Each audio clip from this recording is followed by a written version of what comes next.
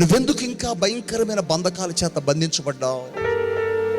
నువ్వెందుకు ఇంకా భయంకరమైన శాపములు బంధించబడ్డావంటే దేవుని మాట నువ్వు సరిగా వినక, దేవుడు నీతో మాట్లాడుతున్నప్పుడు నువ్వు సరిగా వినడంలే, దేవుని వాక్యం నీ దగ్గరకు వస్తున్నప్పుడు సరిగా వినడంలే, దేవుని శక్తిని దగ్గరకు వస్తున్నప్పుడు దాన్ని నువ్వు చూడడంలే.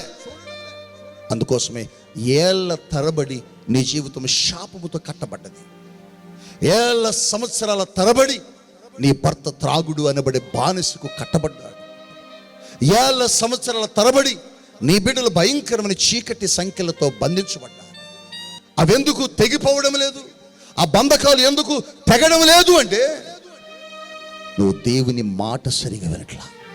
నువ్వు దేవుని వాక్యం ప్రకటించబడుతున్నప్పుడు వినడలే, దేవుని మాటని దగ్గరకు వస్తున్నప్పుడు నువ్వు చూడటంలే. ఆ ఖైదీలు బంధకాలు తెగడానికి గల కారణం వారు వింటున్నారు.